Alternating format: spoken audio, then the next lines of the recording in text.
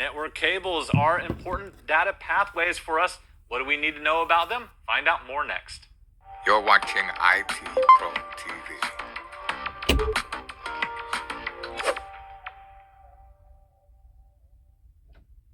Is a cable just a cable as a cable? Well, there's only one guy that actually knows, and that's going to be Mr. Wes Bryan here. So Wes, when it comes down to addressing cables for somebody that's new, this may be a little bit more confusing than we think, and they may grab the wrong cable. So where are we going to begin here? Well, we're going to do that. We're going to demystify the fact that, well, we don't have one cable to rule them all, if you will. It'd be nice if we have that, but there are different situations in which we might need to recommend a cable. And whether you're going to sit a certification exam, you're going to have to know things like specifications, but also if you're in a support role, it's important to understand, what is the difference between things like copper and fiber, and we're going to address that here in this episode. All right, I see a whole bunch of cables over at the bench. Why don't we head on over there? All right, everyone, come on over here and join me where it looks like we are serving up multicolored spaghetti over here. I swear that is not what we're doing. But what we've got is we've got a series of network cables. And if you're going to sit a certification exam, they might put you in a scenario where you might need to be able to identify, one of these many different cable types that we have. And we'll talk about them each individually. One of the first things I want to talk about is really the most prevalent media type, network cable type that we have in the industry today. And it's one that's been around for a very long time. And it's also one that you can see not only in enterprise level networks, but you can see most commonly in residential networks too. And I want to talk about something known as copper-based network media. I'm going to be using that term, so network cables, network media. Keep in mind that these are the cables that we send electrical communications across. And they are really some of the oldest network cables. And we've got a series of standards that we have followed, we follow over the years. Because remember that when we talk about standardization, standardization is a good way that you can easily identify what are the electrical capabilities of the cable. And if you're going to make a recommendation for people, even if you're in a home environment, even if you're in a support environment, maybe you're not sitting the certification exam, that you can understand what are some of those benefits and then what are some of the pros and cons that we might see out of copper media. Yeah, when it comes down to it though, Wes, today, there really is only one kind of copper cabling that we use for networking. In the past, though, we had so many different ones, it would actually be a little bit more challenging to choose. But for us, we really need to focus in on just a few things. What are those going to be? Well, sure, Ronnie. And that one right there that we have, the most common one, really when it comes to copper media, is going to be something known as a twisted pair cabling. Now, twisted pair cabling, if we look at a close-up view here over on our little cam, it doesn't really look like much, right? We can see a sheathing, we can see a couple of connectors that we're going to talk about, but ultimately at the end of the day, it really doesn't look like much. So it's what's inside of that cable that we really need to be able to identify. And when we look at this cable, I've gone ahead and what I've done is I had one of our directors back there in our production team. We've got a bundle of this twisted pair implementation back there, and I said, hey, do you mind grabbing me a piece of this and we can kind of dissect it. So that's what we've done here for you, so you can kind of see. And when we look at twisted pair implementations, what you're going to see, ladies and gentlemen, is that you have 8 copper conductors, right? These 8 copper conductors are actually twisted into 4 pairs. Now, certification exam, let's talk a little bit about some of the nomenclature that you might see on the exam. How many twisted pairs do we have? 4. How many twisted conductors do we have? 8, right? So pay attention to the verbiage. And you also want to know that, ladies and gentlemen, honestly, like I said, if you're in a support desk role or, help desk, support desk, and again, depending on what your terminology is there, it is important to understand, just some of the characteristics of these cables. Now, let's talk a little bit about the twists that we see here within this cable here. What do the twists actually do for us, right? You can see there's a bunch of twists, right? And I just kind of untwisted the top so we could see the individual conductors. Well, what those twists do inside of your cable is they allow they increase its immunity to electromagnetic interference. And that's really important. The twists in the cable are actually built that way to help with protecting against electromagnetic interference and any kind of unwanted signal. And there are a couple of different types that we need to be aware of. There are what is known as UTP, and we have what's known as STP. Now, what we're showing you here right now, everyone, this is actually what's known as UTP, all right? U stands for unshielded, and then TP, if you will, stands for twisted pair, amongst other things. But you can see that if you need a greater immunity to electromagnetic interference, that there will also be a foil shielding around these, all of these conductors, and that increases, right? Increases even more the immunity of this cable to electromagnetic interference. Now, it's not completely immune to it. Now, let's just understand that. And you could have some that go even farther than that, expensive cables that not only put a shield around all of the conductors, but actually shield each individual pair. All right, so where would you maybe need something that has that so much shielding? Well, I want you to think about it. If you can't get around using other media that we're going to talk about, something like fiber optic media, and you have to use copper media, but let's say you're running it next to an elevator shaft. Let's say you're running it next to a HVAC system, heating, ventilation, and AC that gives off a lot of electromagnetic interference, right? Well, in those implementations, you're going to want to be running shielded twisted pair, right? Because of the resiliency to magnetic interference. Now, I will tell you though, that's not always the case. Sometimes when you talk about higher speeds and specifications, sometimes they need the shielding because to get these massive speeds, 10 gigs and beyond, some even today can go up to 40 gigs in very short runs, they do not do well with any unwanted signal, which is just interference. So you might be required according to the standard. So how do we make connections? All right, well, we make connections to these twisted pairs right here through something known as an RJ45 jack, right? The RJ45 jack stands for Registered Jack 45, and there's a whole bunch of different standards, ladies and gentlemen, but the big one about this is to also know that it's called an 8P8C connector, because there are 8 copper conductors, if you will, right, pins, and what we do is we wire our connections into the back. We wire these conductors into the back of the RJ45 jack, and then we take a cable crimper, and what we do is we tighten it down. All right, and when we crimp it down, it essentially adheres this connector right to the end of this cable, and that's important. So the RJ45 jack, I want you to know, RJ45 is the registered jack, or the way that we terminate our Ethernet cables. Yeah, this is important, and the reason why is because just about every device that's going to connect to a network of some sort, whether it's networking equipment or even on the back of your computer, it will accept that jack that has now been standardized throughout the entire industry. So if you try and actually plug a cable in that doesn't have that jack, well, whatever device you're trying to plug it in there is not going to accept it. So pretty much the entire industry has standardized around this, which makes it easy because it means you don't have to carry around a bunch of different types of connectors in the end. And the other thing that I want you to actually pay attention to as well, you may hear the term terminating a cable. When you put a connector on the end of a cable like what Wes just showed you, you are terminating that cable so it can now be plugged into something else. So all those are actually kind of weird terminologies, but you'll hear them throughout the industry called different things. So make sure you actually know that too. I like that, Ronnie, that you said that, because you and I, if you're first getting into this industry, what would we call it? Well, we're applying a connector to the end of it.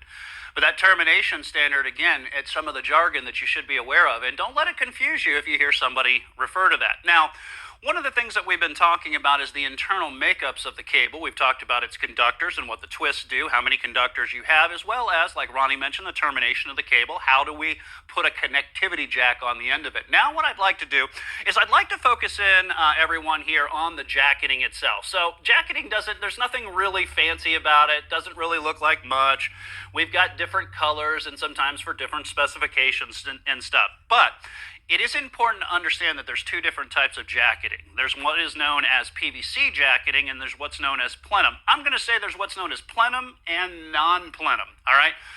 So let's talk about non-plenum, and I know I'm doing these a little bit backwards because you have cables like this and really cables like this, and probably most of the cat cables that I have, or the twisted pair cables, I should say, that I have in front of me that are using the PVC connector. And again, there's nothing really to see here because what is PVC? Polyvinyl chloride.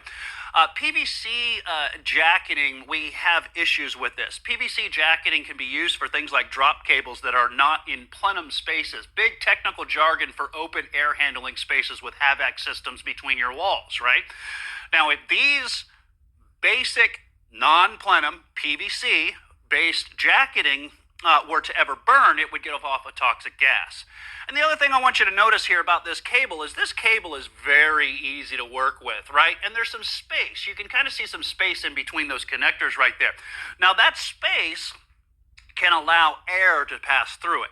All right. And if you need to run cabling that will pass fire code and fire inspections when burnt does not give off a toxic gas, and the outer jacket is really tightly wrapped to the central copper conductors, then that's where plenum comes in. Plenum does not give off a toxic gas, and it's very stiff cabling to work with, Ronnie. It's kind of frozen, if you will. You don't have to go into the frigid northeast to have a hard time working with these cables. Because of that, it's what's going to be used inside of air handling spaces in your structured cabling. So plenum, something for fire code, non-toxic when burnt, very tight fitting, if you will, to those copper conductors used in the air handling or plenum spaces, as they call it. PVC is commonly called non-plenum, and that's going to be used for things like drop cables, those non-plenum or non-HVAC kind of implementations today.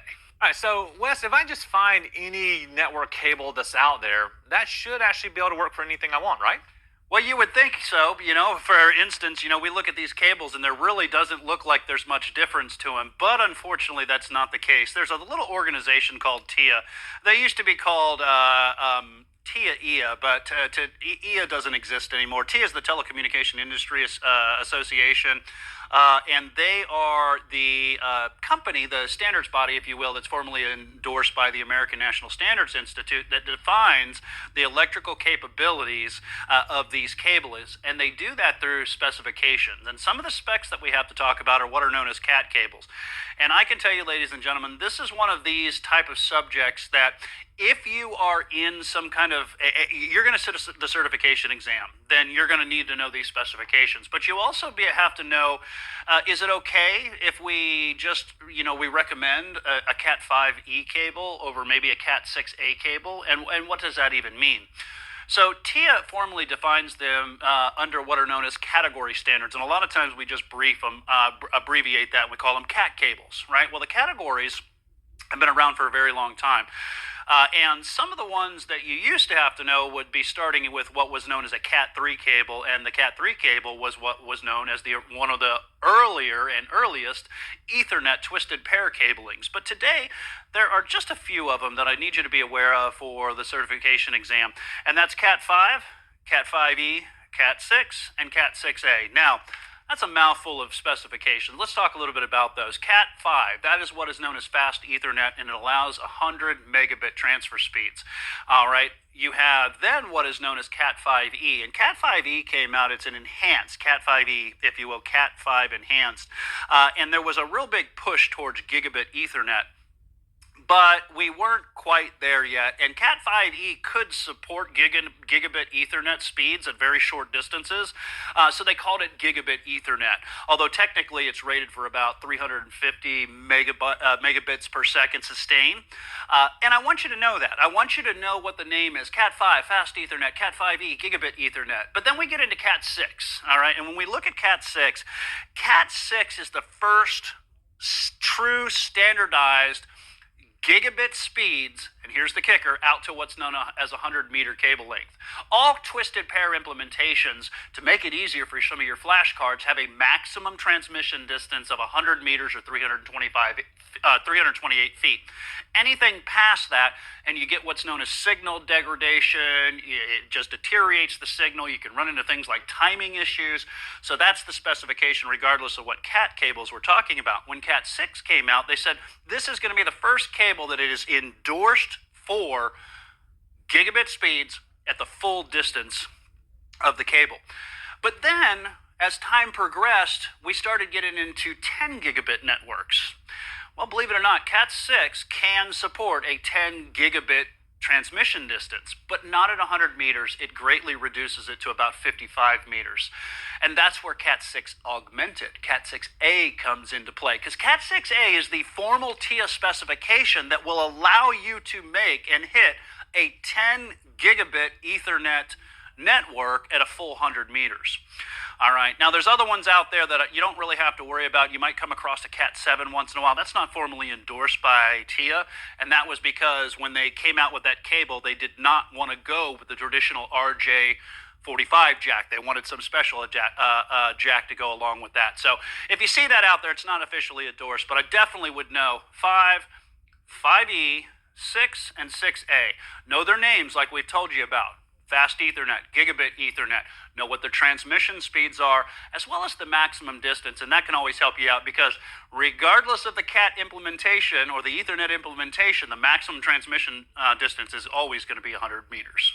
Yeah, this idea of actually understanding those specifications, we can clearly see a lot of times on the actual cable jacketing itself, and that will allow us to at least be able to, when we pick up a cable, to know what we're actually trying to get to, right? Thank you, Ronnie. You know, that's a great reminder, and Ronnie's absolutely right. Let me show you what Ronnie's talking about right here in the front of that cable, just past the mono price. You can see Cat 6.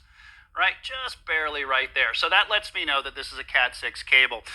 You can also see this on your other cables. You can see Cat 5, Cat 5E, if you will, maybe even 6A. So it's really easy to identify the cabling based on its shielding. Also, if you have to purchase these products, remember that if you get a spool of these, the twisted pair cabling that you're going to be making your own cables, you can also identify it on the spool as well, too. Yeah. Now, when we actually create these cables, though, you said that there's 8 different conductors. There has to be some sort of specification to actually being able to terminate them correctly, or is the cable just going to work no matter how we terminate them? Yeah, Ronnie, you know, we would say that it'd be the wild, wild west, but the problem is when you have these long cable runs, you need to ensure that you are going to wire them into the back of the RJ45 jacks consistently. And that's why TIA also has a standard out there that's called the 568 commercial building standard, and a subset of that is how we essentially wire these jacks, right? So we've got our twisted pair implementation, we've got a series of color coding here, and we've got our RJ45 jack, and we need to make sure that we wire the arrangement on this side the same on this side. All right, so there are 2 standards that I want you to be aware of. There's what is known as an 568A, and there's 568B. All right, and all these do is they define how you arrange the wiring, the conductors, and then crimp them into the back of the cabling. All right, now, a lot of times you'll see that cabling like this will be a 568B wiring scheme, if you will. It's important for you to know if you're sitting a certification exam that if I have what's known as, take any one of the standards, 568A on one side, 568A on the other side, or 568B on one side, 568B on the other. That becomes what's known as a straight-through cable because they are identically wired on each side. All right, and pins 1 and 2 are what we call your transmit pins. Pins 6 and 3 within, or conductor, if you will, 6 and 3 are the receive pins. And if they match pins 1 and 2, wiring matches pins 1 and 2 on this side, then it's what's known as a straight-through cable. And these were commonly used to plug into the back of your workstations, into the wall plates, the wall jacks on the wall there.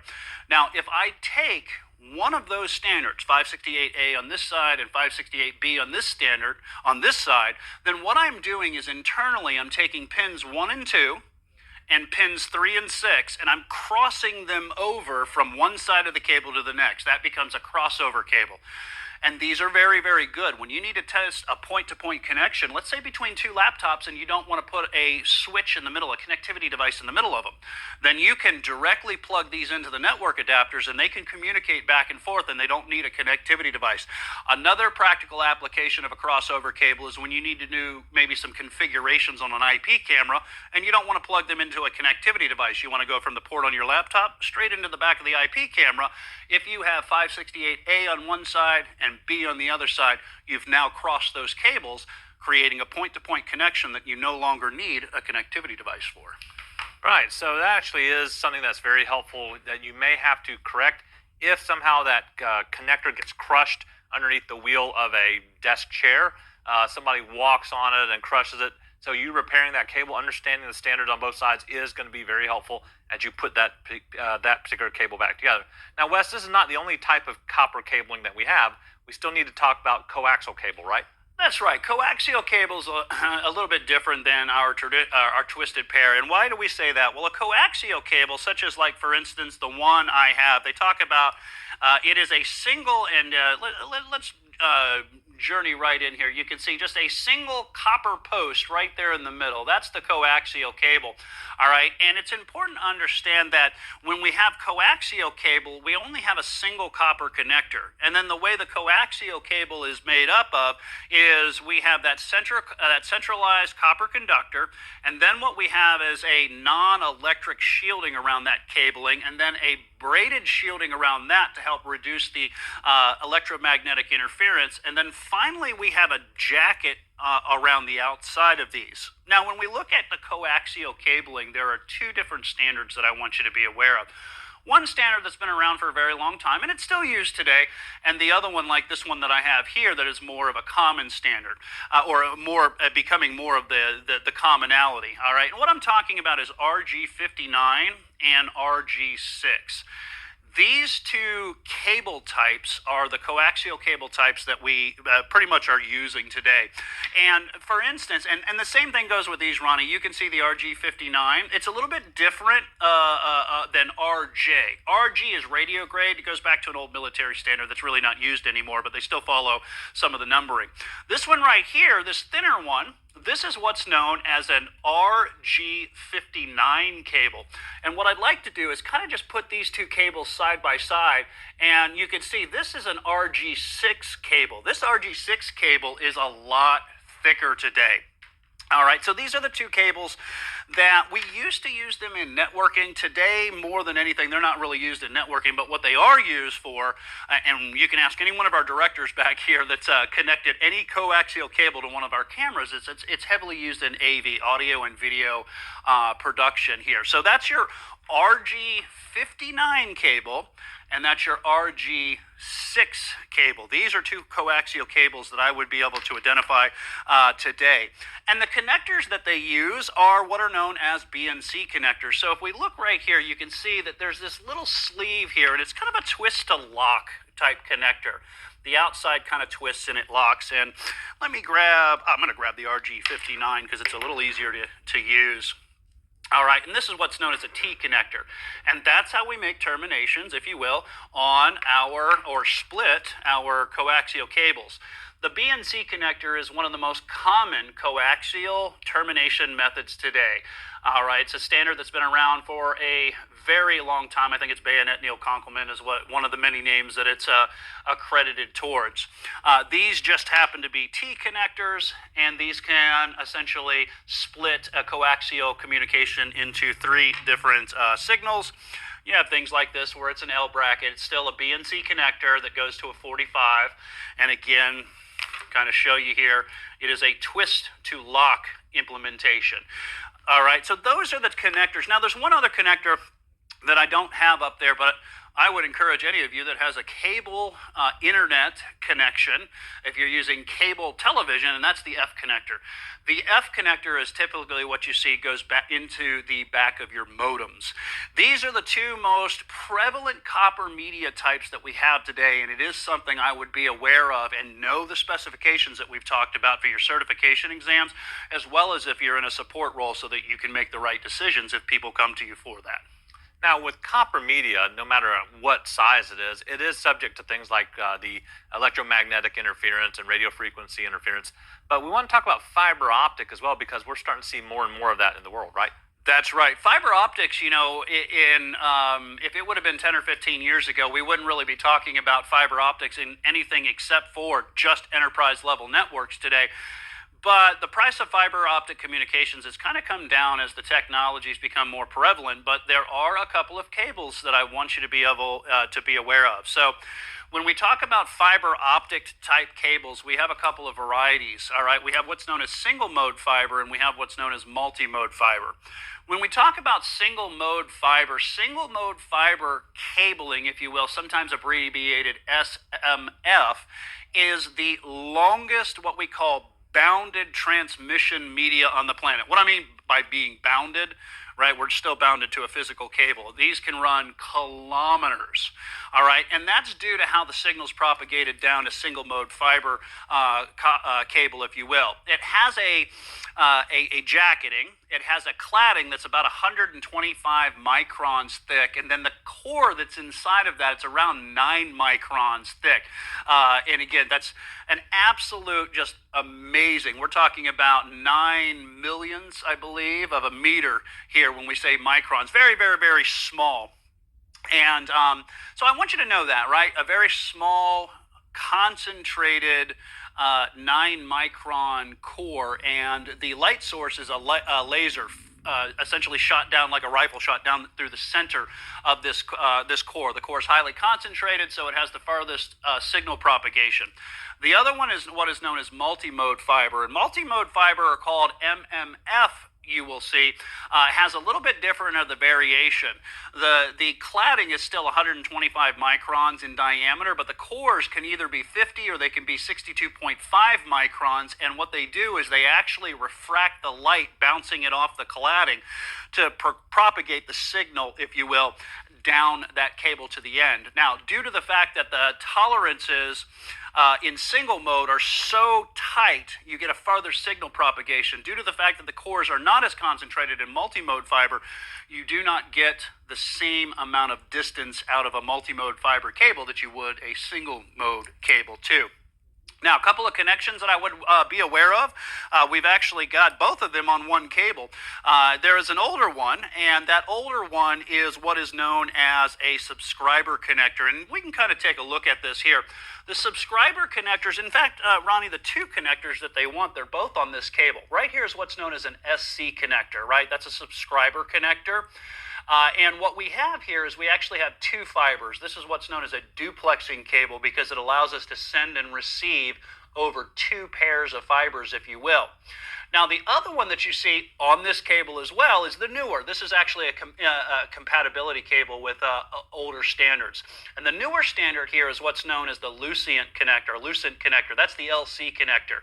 You can see that it's about half the size, and that's because port density, the amount of ports you have on a single connectivity blade within, like for instance, a switch, they've gotten smaller and smaller. And because of that, we can fit twice as many of these into a connectivity device as we could the earlier subscriber connector. You can see they're about double the size. Now, staying right there, you can see a cable that is a little bit more modern, right? And it has two of the Lucent connectors, or Lucent, I know I keep saying Lucent, but it's Lucent connectors, LC connector, if you will. And if you're in a certification exam, one of the things that I usually admonish our students for is that if you have to remember which one's which, the Lucent connector, I want you to think little connector. It's half the size of the subscriber connector. These are the fiber optic cables, and the connectors that we use to terminate them, like you heard Ronnie say in an earlier statement. Everybody out there, if you're sitting your certification exam, I would definitely know these specifications, make flashcards, and if you're in a support role, I would also know the specifications so that if somebody comes to you asking you these questions, you can make the right decisions. Thank you for watching IT Pro TV.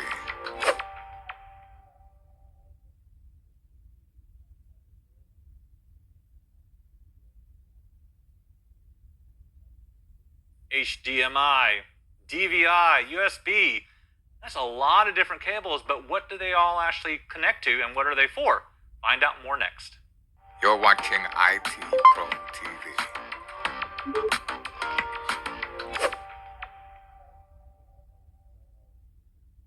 It's amazing how many devices do connect to our computer systems today to actually enhance the capabilities of our computers.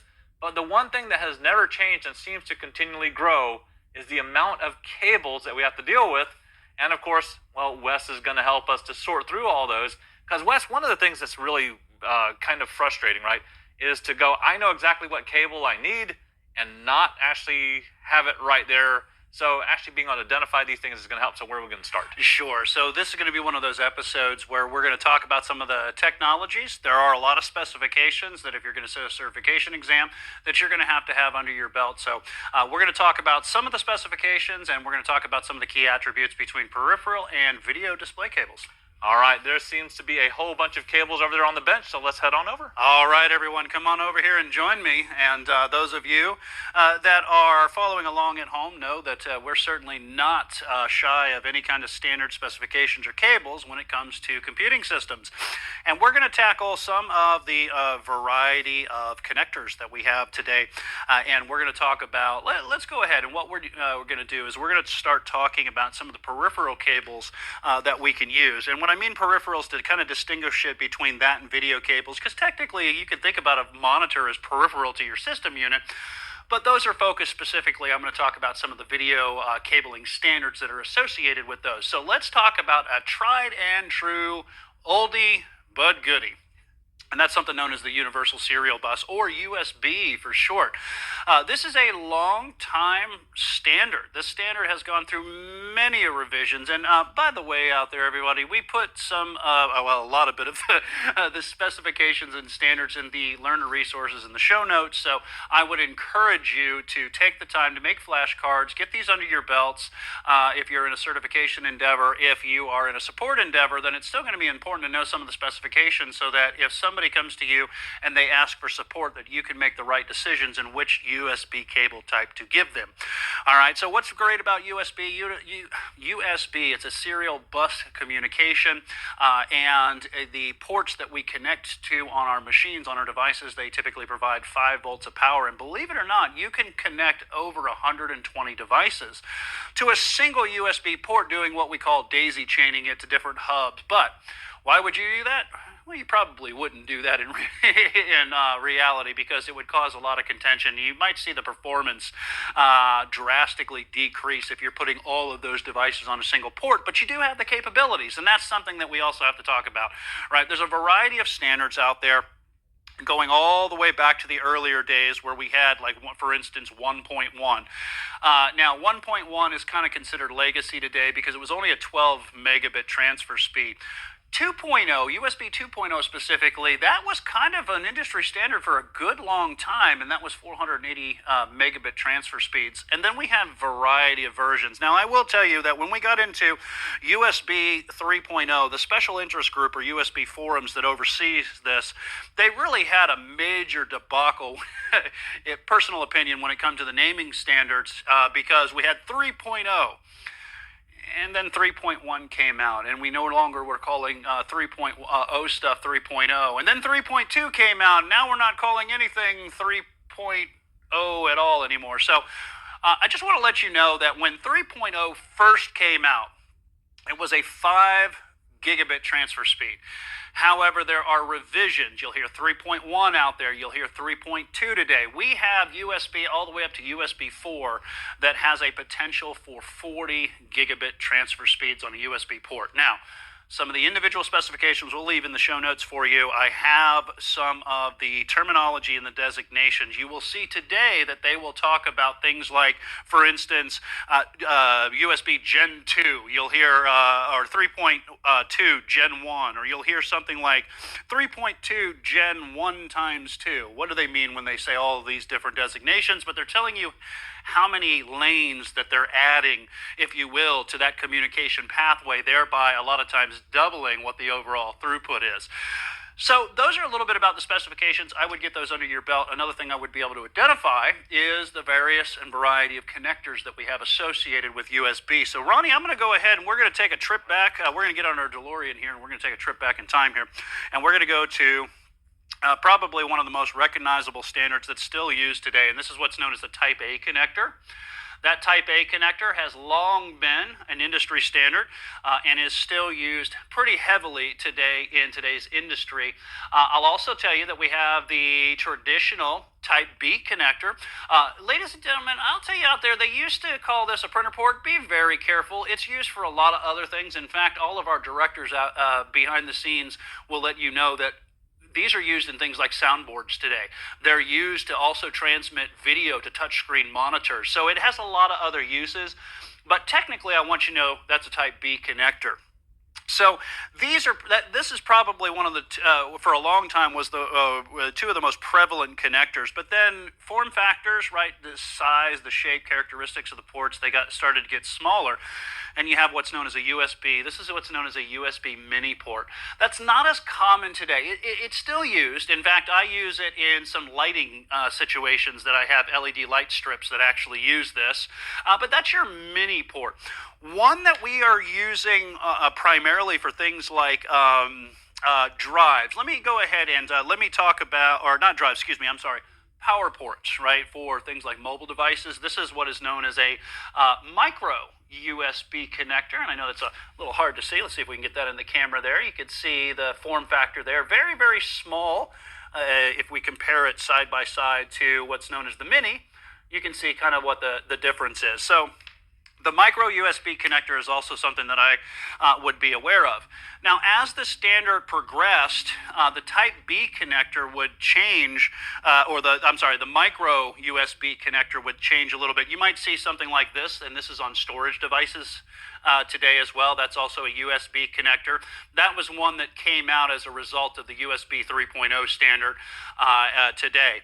Now, probably becoming more and more prevalent in the USB standard, and a port and connector I absolutely love is this one right here. And this is what's known as the USB-C connector. And the USB-C connector, you can see, is a reversible connector. If anybody's having to get over under a desk and bump their head a couple of times trying to figure out which way you should put in a USB connector, and you probably know quite literally, it can be a pain.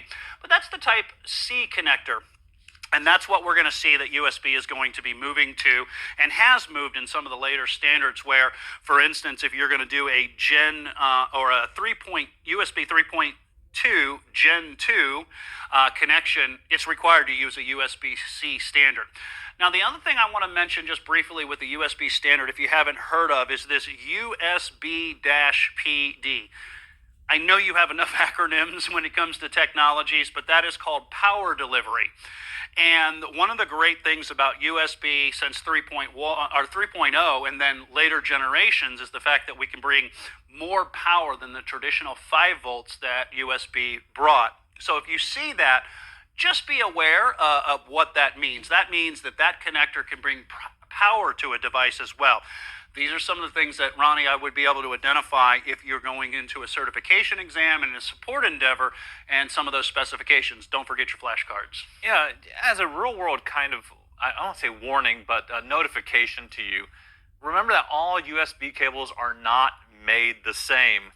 And the reason why I want to point that out is if you see a good deal on USB cables, like an insanely good deal, I would be careful about saying I'm going to trust those to actually power these devices, which I rely on, because you do not know what the specific or what they're actually following and making that cable out of internally.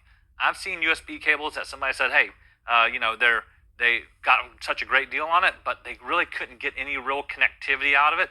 We cut it open, and it was barely like 2 or 3 wires that literally were on the inside of this cable. So be careful with cables if you buy them. If you're putting them into a system that you're going to depend on, go for the better cable. Follow the standard that's out there, because if not, you're going to really end up finding out that you can burn that cable out. You name it, there's some other things that may happen. Ronnie, and let me piggyback on that, especially when you talk about power delivery and power-enabled cables. That's probably one of the best admonishments you're going to hear when it comes to USB. Do not shortchange yourself in the cable quality, because chances are you can permanently ruin the devices, the peripheral, and even the motherboard if you happen to have connected directly to a motherboard within a system unit. Now, there's another connection out there that I want you to be aware of that also allows us to do peripheral-based connections, and it's a technology that really is side by side with USB today, and that's one of these type of cables right here. That's what's known as a Thunderbolt cable. Now, I want you, for the exam, those of you that are in a certification exam, I want you to look at this. This is a Thunderbolt cable, and I want you to see the form factor. But I also want you to see a form factor of another cable that we're going to talk about, and that's something known as DisplayPort. Please understand that while the Thunderbolt cable uses the same form factor as a mini DisplayPort cable, which we'll come back to, the DisplayPort cable, They are not one and the same, and you have to be aware of that. Now, Thunderbolt is a great technology. It offers a lot of bandwidth. You have 2.0, or excuse me, 1.0, 2.0, and 3.0. We're talking about, like, for instance, in 2.0, the fact that you could get, and kind of give you an era when these came out. 2013 MacBooks had the 2.0 implementation, and you can get 20 gigabit speeds, which is absolutely just astronomical. You can see things in Thunderbolt 3.0 specifications that you can get 40 gigabit transfer speeds, and you can actually power two 4K displays. Right? You can send out resolutions that are just mind-boggling today too. So know a little bit about that Thunderbolt connection and some of the specifications. And again, we put these in the learner notes. I don't expect everyone to have this in their memory just by watching this episode once. Take your time, make your flashcards, get these under your belt so that if you're sitting that certification exam, regardless of the scenario they throw at you, you're going to be able to identify the right answer. Yeah, now with these cables, I want to put another, I hate to say warning because, oh no, don't do that. But these cables, once we get in Thunderbolt, Wes, these can be super expensive. A comparative length of regular USB-C cables to a Thunderbolt cable, I mean, in that length of 6 feet or whatever it might be, it can be 2 or 3 times more expensive with these cables. And you might not think that that's any real big deal, but it also means you have to treat them a little bit more carefully too. So when you see people swinging the cable around as they walk down the hall, if that's a Thunderbolt cable, they may be breaking stuff inside, and that cable may not function as effectively as you think. So you want to handle these types of cables, I'd say any cable overall, right?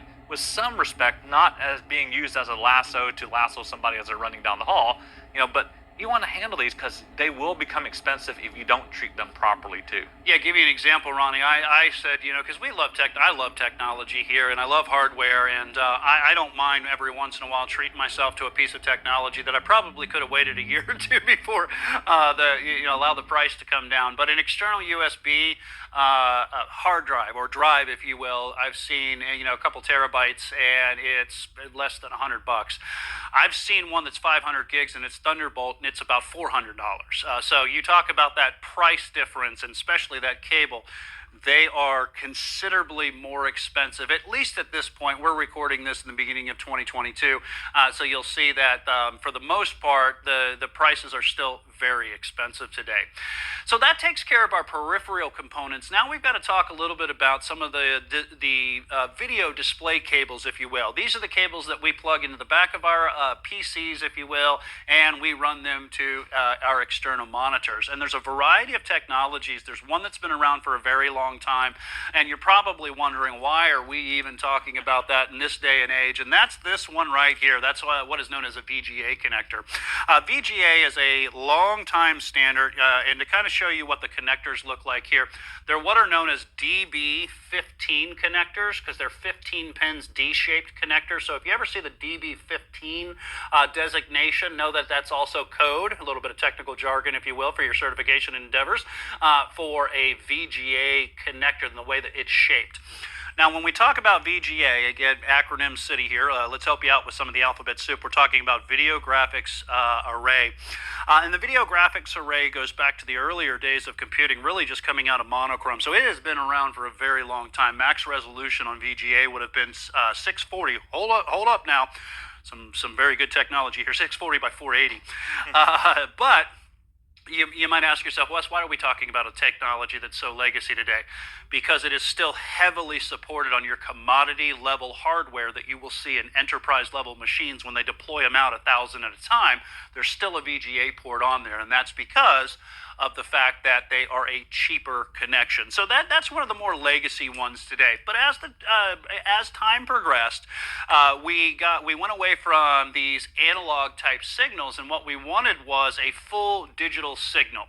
And that's where we get into the next one, where we have what is known as the digital video or digital visual interface, DVI as it's called. So DVI, Couple different terms when we say DVI. You could see digital visual interface or digital video interface. Visual interface is the more common term today. Let's take a look at a connector. There's a series of connectors for these, and these are nice because they have a series of pins, and then they've got a blade connector that we could see to the left-hand side of your screen right there. And depending on the connection type will dictate how the pins are arranged. Now, I will tell you that you will even find, and Ronnie can back me up on this one, that we've seen sometimes where manufacturers will even just abandon a specification. They'll have a DVI connector that you won't even be able to find unless you go right to that vendor. So we're not worried about those, but there are three types that I want you to be aware of for this exam. Keep in mind that this is a digital signal that we're sending down the cable. It's not digital audio, but it is digital video. All right, and there's three variations. There's what's known as DVI-A, DVI-D, and DVI-I. When we talked about DVI-A, that was an analog-only signal, and that was kind of bridging that gap between the earlier VGA connections that were available and the newer DVI standard that was coming out. Then there was DVI-D, and DVI-D is digital only, right? So you can remember that for the certification exam. But then there's also the integrated, the DVI-I, and that would support both analog and digital video. So a couple of different standards that I would be aware of, and then some of the types of connectors that we've mentioned with the various digital video interface or DVI-based standards. Now, that paved the way for probably one of the most common technologies that we even have today, and that's what's known as HDMI.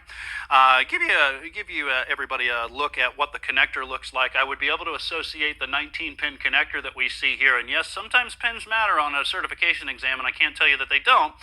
But this is a 19-pin connector. This is the high-definition multimedia interface, and this HDMI connector was the very first cable and connection type that we could send digital video and digital audio across, all in a single cable.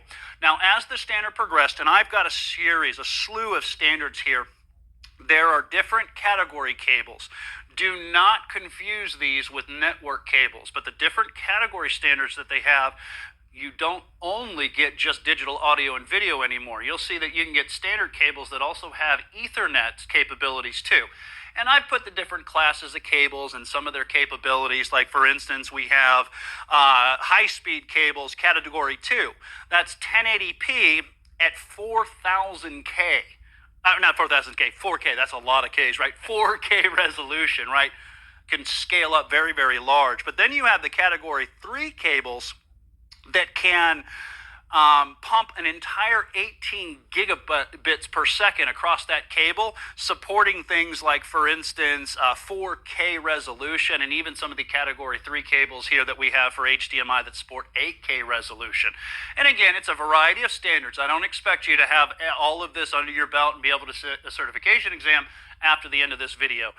Take the learner notes, make you some flashcards so that if they end up asking you questions about these, what is an all-digital video and audio interface that we can use through a single cable, HDMI is going to be the right answer. But Ronnie, the problem with HDMI, at least a problem from the industry goes, is that it's a proprietary technology that requires a certain amount of licensing from the company that invented it in order to put it within your systems. So there's a consortium out there, and you'll hear this if you get into working with displays and working with monitors, and it's called VESA. That is the Video Electronic Standards Association. And what they said is, hey, you know what? We want a royalty-free digital video and digital audio interface, right? And that brings up our final one that I want to briefly talk about here, and that's called DisplayPort. Now, DisplayPort has a few different types of connectors. Let me show you the full-size connector. And what I'd really like to do, Ronnie, so we can kind of see is compare it back to the HDMI, because you never know if you're in a certification exam if they might have a variety of pictures here. All right, so what we have here, this is the HDMI connector, right? And then we have the DisplayPort connector. And if we look at the DisplayPort connector, you can see that it has kind of like a blade shape. It looks a lot like our serial ATA data cables inside of our systems today. That is what is known as the full-size DisplayPort, bear with me, port, if you will, connector. And I want to show you that in comparison to what's known as the mini DisplayPort connector. right? Mini DisplayPort is the same form factor for Thunderbolt, but just please keep in mind that they are two different signaling protocols, even though the form factor of the connection itself is the same. Electrically, they are not the same protocol, and that is something that is important on the exam, and I want you to be aware of. DisplayPort is an all-digital video and audio signal as well, much like HDMI. The big difference here is it is a industry-wide non-proprietary standard that doesn't require royalties in order to manufacture it and implement it via some computer manufacturer. And you have what's known as HBR standards, high bit rate, version 2, version 3, if you will, all the way up to what's known as ultra high bit rate, where we can see 8K resolutions at 60 hertz. Remember that when we talk about a hertz on a monitor, it's how fast the screen is refreshed. The faster the screen refresh, the less motion blur you get. So that is something that might be telltale if you are making suggestions as to which DisplayPort standard should we be implementing. So a variety of cables that we use for our peripheral components as well as our video components. We've got the learner notes. Some of it, I have to tell you, I know is not always the glorious work of flashcards to get those specifications under your belt. We've also shown you what they look like, and I would be able to identify them whether you're sitting a certification exam or you're in a support role, so that if you have to make a suggestion to your end users, you're going to make the right one. Thank you for watching IT Pro TV.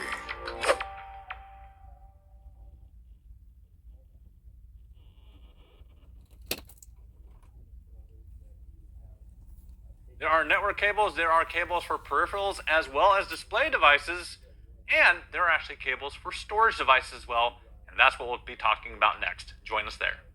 You're watching IT Pro TV.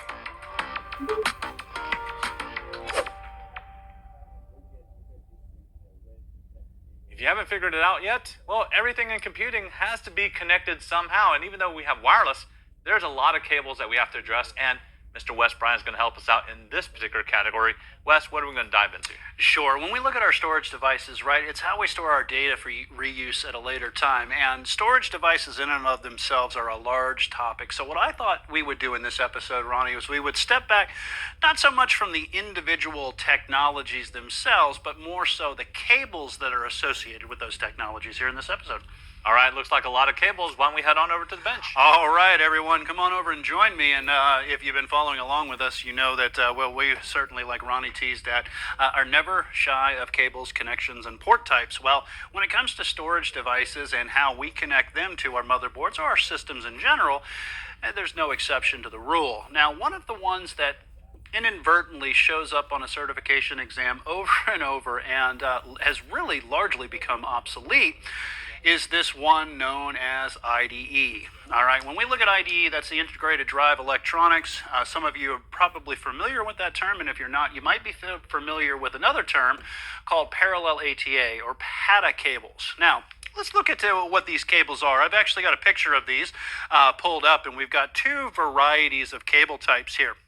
All right, on the right-hand side, what you're going to see is what is known as a 40-pin variety, or excuse me, not a 40-pin, but a 40-conductor variety. And on the left-hand side, you'll see an 80-conductor variety. So, but I want you to notice something, that they all come down to a 40-pin connection, right? And there were two different types of cablings. The 40-pin was one of the most common connectors. These were parallel communications, and when we talk about any parallel communication, what we're talking about is you have adjacent copper conductors sending data signals across them. Notice that they have a red line on that. That would let you know how to appropriately line up the cable according to the way it should be installed on the motherboard. Now, these cables, they had some limitations. Due to the fact that you have adjacent copper conductors, they would suffer from electromagnetic interference, meaning that if I was sending down an electrical signal down one of these conductors, it could have an adverse effect, I should say, on the conductor that is carrying the adjacent signal, right? Can cause interference, cause corruption. So what we see here on the left-hand side is an 80 conductor variety, and what that would do is it would add an extra blank non-connected conductor, so I guess it's not a conductor, it's a blank wire, right, in between each one of these 40 active conductors, and that was so it would absorb any crosstalk, any electromagnetic interference. Now, the other thing that I want you to know about these cables is these cables, even though again, largely obsolete today, unless you have some systems that are around that you can't get parts for anymore, and maybe there might still be in the industry, you might still see them. But I want you to notice that these cables had a limitation of an 18-inch length. They couldn't go any farther than that according to the specification. If some of you are watching out there says, I know I had a 24-inch cable. Yes, you did, but it wasn't standardized because anything past that 18-inch length would cause problems. The other thing I want you to notice is that you had a limit of 2 devices per cable, and in these earlier IDE boards, you could only have 2 cables maximum attached to a system, which gave you an overall maximum of 4 devices per cable. So I want you to be aware of this, even though it's more of a legacy type thing. Know what IDE is, know that these were an earlier storage connectivity method that is largely obsolete, more legacy today for it, for all intents and purposes. So, Wes, what actually ended up succeeding this idea of these ribbon cables? All right. So, with parallel communications, one of the things I noticed is that if we went to a serial-based communication, we could start to eliminate, not completely eliminate, but we could greatly reduce the electrical magnetic interference that we're going through these cables. And with that, that is where we get the next technology, and that's what's known as serial ATA, or Advanced Technology Attachment, a lot of times just called SATA. Now, I actually have one of these cables up here on our board, up here on a motherboard, and we're going to show you kind of how they connect. But this is what's known as this is a data cable here for a serial ATA device, all right, storage device. So what is the difference between this cable type and the earlier parallel cable types? Well, one of the things is you only have 1 device per cable, and you might say, well, wait a second, Wes, you could get 2 devices on the earlier cable. How is that better? Well, you only get 1 device per cable, but you could have a potential of up to 10 ports on a single motherboard, and that's something that's kind of important to be aware of. So what I'd like to do is I'd like to go ahead and let's take a second and let me show you how these cables would connect, because I want you to be aware of that. So even though we're limited to just a single device per cable, one of the things you're going to notice is that, for instance, on this motherboard, I actually have 8 of these ports. You can see some of the serial ATA ports right here. And they are a bladed connector, and the data cable is actually a 7-pin connector, and I want you to be aware of that. And what we would do is we would connect this cable to the port on the motherboard, and then if we take a close-up view here of this drive right here, you can see that there is also a blade, a little small blade on this side as well. Now that is the 7-pin data cable, and this one here is the 15-pin power connector. And I want you to be aware of those cables. Let me show you how this would work. So we've got our hard drive here, and we've already connected to the motherboard itself. At this point, all we would be doing is lining up our data cable connection here. And it's really as simple as that when it comes to connecting these drives. You don't have to really do much configuration. You would still have to do a potential of a little configuration in the earlier days on these IDE drives. But that's basically it. And let me show you here. So I've got one of our power connectors from the power supply, from our power supply episode, and I can show you the 15-pin power connector that I want you to be aware of too. Notice that it's also got that blade, Ronnie, as well. So it's kind of difficult to get this connector wrong. If you do, you've really had to put a little bit of force into it. And then at this point, all we do is we connect, and let me make sure that I do this appropriately because it's kind of upside down from me right here.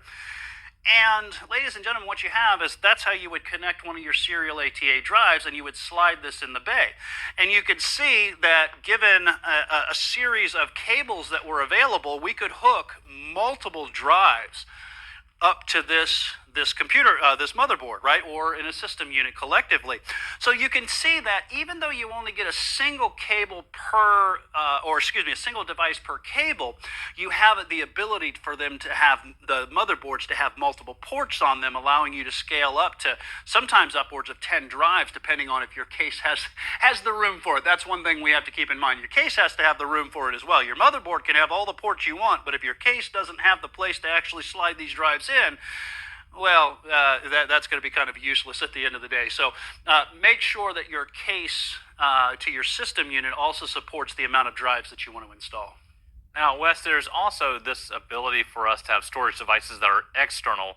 We know that USB can make those connections, but are there any other types of ports that give us like access to external storage? Yeah, Ronnie, so when we're talking about serial ATA, right, and you mentioned USB, that's a good statement here. Let's just stay on that statement for a second, right? We do have USB that we could connect externally. But the one thing to keep in mind is that USB requires a little bit of conversion between the USB controller and let's say, for instance, just an external hard drive sled that's got a serial ATA device inside of it, right? So you have some conversion that has to happen. And that's where this next port comes in, and that's what's known as E-SATA. E-SATA is a port, and you can see the serial ATA port, or the serial ATA data cable on the left-hand side. And then on the right-hand side, we have what is known as the external SATA cable. That's all E-SATA means, right? And E-SATA, what it would allow us to do is it would allow us to take these external drives, and instead of connecting them via USB, where we had some of the overhead of the USB conversion, we could maintain the SATA speeds because it would require zero conversion. It's SATA to SATA. Now, this is kind of lost, its popularity, because we do have USB devices that are operating at some very, very high speeds today. Still requires a little bit of conversion, but we also have things like Thunderbolt technologies as well for external connections that are just super fast. So this one's kind of fallen out of the wayside, but that's what eSATA is. eSATA is a way that you could connect an external SATA-based hard drive, and rather than have to plug it internally, you could plug it into a port on the outside of the system unit, and you wouldn't have to worry about any of that USB conversion or overhead. Yeah, now along with this, there's also another technology, I believe that was produced by Apple, right? That's right, and that's one known as FireWire. And while FireWire has kind of fallen out of favor in favor of some technologies like USB today and Thunderbolt technologies, I went ahead and I just put it in here so that those of you that are out there are students of certification exams, or maybe even have to support this from time to time, it could come across your workbench once in a while, and that is FireWire. FireWire is also known as the IEEE 1394 connector, and here's a couple of different varieties. I put the notes, some of the show note, or in the show notes, some of the specifications that I would be aware of across all of these ports. For instance, you're going to see that we have two different varieties. We have an unpowered square connector on your left-hand side, and then on the right-hand side, this would have been a powered 6-pin connector for a earlier standard known as FireWire 800, FireWire 400, and then we also had FireWire 800 as well. And much like USB, this would allow you the ability to really daisy chain, I believe up to 60 plus devices, around 63 devices, have 12 volts of power, and it was used a lot for external storage, which is why I mention it here too. Again, I do have some of the specifications that I would be aware of. Now, Ronnie made mention of Apple. Apple was largely the one that was the marketing driver behind this. There were multiple companies that were in the consortium trying to standardize this with the IEEE, but if it wasn't for Apple, it might have got left in the dust. So that's why Apple's marketing name is FireWire. The IEEE specification is IEEE 1394. So, again, just a little bit of cannon fodder, if you will, for your exam in case they maybe have some legacy devices or legacy cabling technologies that come across your way. You're going to be able to get those right on the exam. Now, speaking of some legacy technology, let's talk about SCSI for a moment, too. Oh, there we go. And there's another one that also was heavily promoted by Apple in the earlier days in some of their systems, too. That's the Small Computer Systems Interface. SCSI has been around for a very, very long time. And let's just get some of the small intricacies of SCSI out of the way. Yes, this is an old technology. It's a very expensive technology, and it was typically used in enterprise-level environments where speed was of the essence. However, the cables were very expensive too, because to maintain those speeds, these cables would be shielded cabling. In the earlier days, you had to have what are known as jumpers, these little almost like fuses, if you will, that you would have to configure what were known as SCSI identifiers. Today, we don't really worry about that because a lot of the software takes care of it today, and we're not using, well, let me go ahead and show you. Like, for instance, here is an old, this is one of the old Centronics 50 SCSI connectors. It looks a lot like your old printer connectors, too. And it's a bladed connector, and these were parallel SCSI connection, and there were a variety of standards that the specification had gone through over the years. You might hear things like Ultra 320 SCSI. That was one of the last ones that was very, very popular. There was one that was called Ultra 640, but it wasn't widely used just due to the sheer expense. However, what we will see today, SCSI is still heavily used, but they got away, just like in IDE days, from parallel communications, and they moved into serial communications. And that's where we get connectors, something like this. This is what's known as a SAS SCSI connector, that's serial attached SCSI, so you can see that the connector is a little bit different. Remember, at the end of the day, everyone out there, that this is an enterprise level technology for high speed storage access, and a lot of times it's used in combination with very expensive enterprise technologies with fiber optic communications to storage arrays where we need high speed performance. So that's a little bit about your small computer systems interface, SCSI connectors, and a variety of the other connectors that we use inside of our storage devices to connect them to our system units so that we can utilize them and we can store that data for reusal at a later point in time. Be able to identify these on your certification exam so that if they throw you in scenarios, you're going to be doing well. But also, at the end of the day, if you're in a support role, you want to be able to identify some of these technologies, because should any one of these devices come across your workbench, you might need to support them, and we want you to be successful.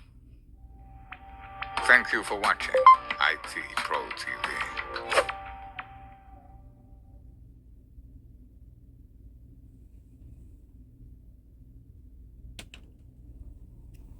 Sometimes I forget things just as